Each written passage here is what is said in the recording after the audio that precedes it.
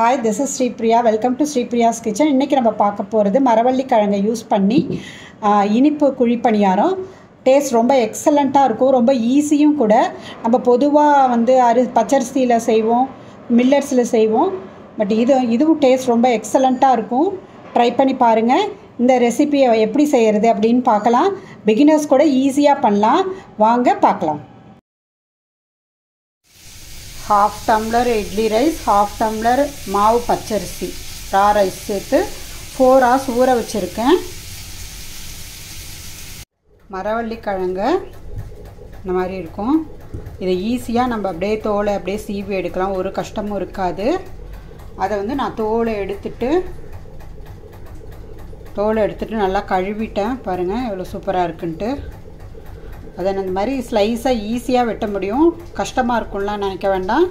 இந்த மாதிரி பொடியாக அரிஞ்சு வாட்டரில் போட்டு நல்லா ஒரு 2-3 டைம்ஸ் நம்ம கழுவுனோம்னா அதில் உள்ள ஸ்டார்ச் எல்லாம் கொஞ்சம் போயிடும். இந்த மாதிரி கழுவி 2-3 டைம்ஸ் கழுவி எடுத்துக்கணும். மரவள்ளி கிழங்கு துண்டுகளாக வெட்டி ஒரு 4-5 டைம்ஸ் கழுவுன்னு தொட்டு பாருங்கள். அந்த ஸ்டார்ச் எல்லாம் போயிட்டு இல்லாட்டி நல்லா மாவு மாதிரி தெரியாது. வாட்டர் எவ்வளோ கிளியராக இருக்கு பாருங்கள். அது மாதிரி நல்லா கழுவி எடுத்துக்கணும். மரவள்ளி கிழங்கு வெள்ளை அடை பண்ணுறதுக்கு நான் 1/4 கப்பு ரா ரைஸ் மாவு பச்சரிசி, 1/4 கப்பு இட்லி ரைஸ் ரெண்டுத்தையும் நல்லா கழுவிட்டு 4 மணி நேரம் ஊற வச்சு ஒரு மிக்ஸி ஜாரில் போட்டிருக்கேன். இதுக்கு நான் 3/4 கப்பு வெல்லம் எடுத்திருக்கேன். ஒரு பெரிய ஒரு கப்பு 1/4 கிலோ இருக்கும். மரவள்ளி கிழங்கு ஸ்லைஸ் பண்ணி வச்சுருக்கதை எடுத்திருக்கேன். ஃபஸ்ட்டு நம்ம அந்த அரிசியை லைட்டாக தண்ணி விட்டு அரைச்சிக்கலாம்.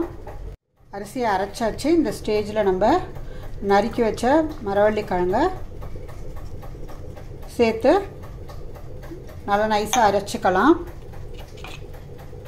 தேவைன்னா கொஞ்சம் வாட்டர் விட்டுக்கலாம். நான் கொஞ்சம் கூட தண்ணி விடலைன்னா ரைஸ் அரைக்கிறப்ப கொஞ்சம் ஒரு 1 டேபிள் ஸ்பூன் வாட்டர் விட்டு அரைச்சேன். அப்படியே போட்டு இதை அரைக்கிறப்பே நம்ம இந்த மாதிரி திக் கன்சிஸ்டன்சி வந்துடுச்சு. நான் வாட்டர் விடாமல் தான் அரைச்சிருக்கேன். ரைஸ் விடுறப்ப தான் கொஞ்சம் வாட்டர் விட்டேன். இப்போ பாருங்கள், இந்த வெல்லத்தை ஆட் பண்ணி ஒரு சுற்றி எடுத்துக்கலாம் மிக்சியில். அரைச்சதுக்கப்புறம் பார்ப்போம். நான் ஒரு 1/4 ஸ்பூன் சால்ட் சேர்த்துருக்கேன். இதில் வெல்லம் போட்டு அரைச்சாச்சு. நான் கொஞ்சம் டேஸ்ட் பண்ணி பார்த்தேன். எனக்கு கொஞ்சம் இனிப்பு கம்மியாக இருந்த மாதிரி இருந்துச்சு. ஸோ நான் இன்னும் 1 டேபிள் ஸ்பூன் வெல்லம் ஆட் பண்ணியிருக்கேன். இதோட நான் ஒரு ஏலக்காயும் ஆட் பண்ணியிருக்கேன். இதை நம்ம முதலே அரிசியோடு சேர்த்தும் அரைக்கலாம், லாஸ்ட்லேயும் அரைக்கலாம். இப்போ நல்லா நைஸாக ஒரு சுற்றி எடுத்துடலாம்.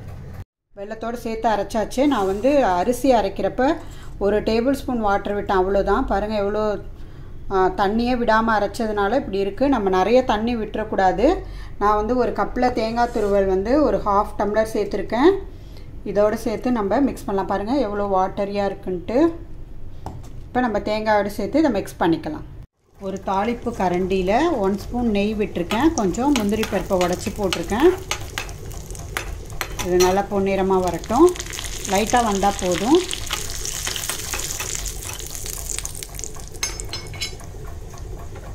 இப்போ ஸ்டவ்வை ஆஃப் பண்ணிவிட்டு கொஞ்சம் ஸ்லைஸ் பண்ண தேங்காயை போட்டிருக்கேன்.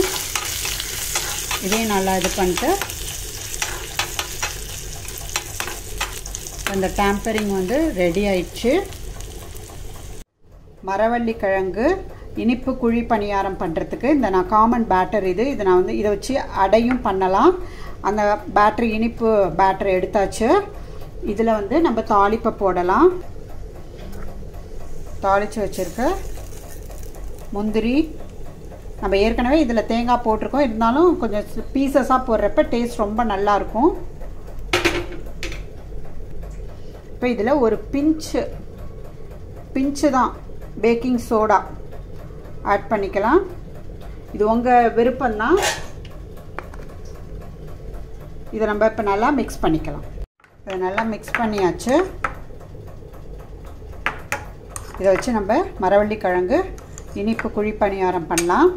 குழிப்பணியார சட்டியில் நான் நெய் விட்டுருக்கேன். உங்களுக்கு வேணும்னா நல்லெண்ணெய் கூட விட்டுக்கலாம். நல்லா இப்போ சூடாகட்டும். நல்லா பணியாரக்கல் சூடாகிடுச்சு. நம்ம இது இந்த நெய்யில் பாதி அளவு ஃபில் பண்ணுற மாதிரி நம்ம விடலாம். இதை வந்து நம்ம சிம்மில் வச்சு குக் பண்ணலாம். அப்போ தான் உள்ளெல்லாம் நல்லா வேகும். நம்ம சோடாப்பு போட்டிருக்கிறதுனால நல்லாவே வெந்துடும். இல்லாட்டி ஹார்டாக இருக்கும். பேக்கிங் சோடா போடலைன்னா நீங்கள்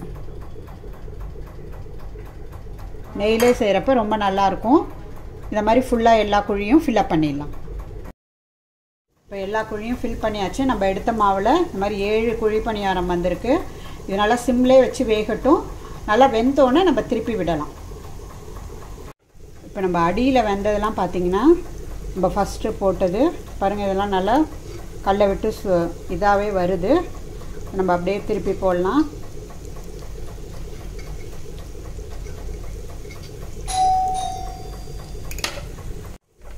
இன்னும் வேகாததெல்லாம் பார்த்திங்கன்னா நம்ம கொஞ்சம் இது பார்த்திங்கன்னா வர்றது கொஞ்சம் கஷ்டமாக இருக்கும். பட் வெந்ததெல்லாம் நம்ம இப்படி அழகாக திருப்பி போடலாம்.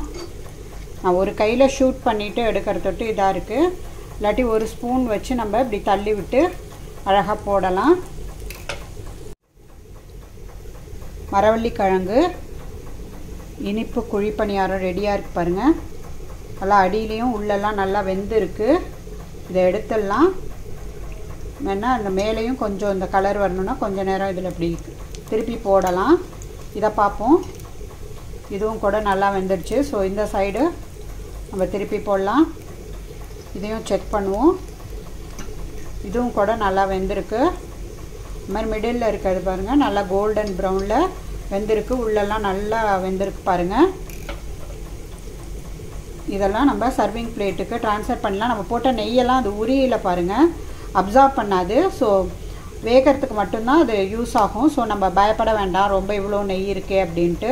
உங்களுக்கு வேணும்னா நல்லெண்ணெய் கூட ஆட் பண்ணிக்கலாம். பாருங்கள் எல்லாமே வெந்துடுச்சு. நம்ம கொஞ்சம் திருப்பி போடுவோம். அந்த சைடும் கிறிஸ்பியாக வர்றதுக்கு, 2 சைடும் கிறிஸ்பியாக வர்றதுக்கு நம்ம கொஞ்சம் திருப்பி போடுவோம். இப்போ எல்லா சைடும் ரெடியாக இருக்குது. இது மட்டும் கொஞ்சம் இதாக இருக்குது. இதை நம்ம இன்னொரு தடவை நம்ம இதில் கொஞ்சம் அழுத்தி கொடுத்து வேக வைக்கலாம். இப்போ மரவள்ளிக்கிழங்கு இனிப்பு குழி பணியாரம் ரெடி. இதை சர்விங் பிளேட்டுக்கு நம்ம ட்ரான்ஸ்ஃபர் பண்ணலாம். பாருங்கள் எப்படி இருக்குன்ட்டு. பொன்னிறமாக டேஸ்டியாக இருக்கும். டேஸ்ட் ரொம்ப எக்ஸலண்ட்டாக இருக்கும். ட்ரை பண்ணி பாருங்கள்.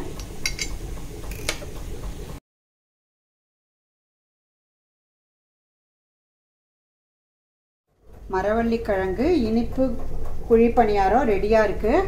இந்த ரெசிபி ரொம்ப ரொம்ப ஈஸி, ஃபெயிலும் ஆகாது. புதுசாக சமைக்கிறவங்க கூட ட்ரை பண்ணலாம்.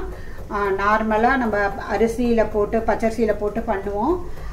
அந்த டேஸ்ட்டுக்கு கொஞ்சமும் இது குறைவு இல்லாமல் ஒரு வித்தியாசமான டேஸ்ட்டில் ரொம்ப நல்லாயிருக்கும். ட்ரை பண்ணி பாருங்கள்.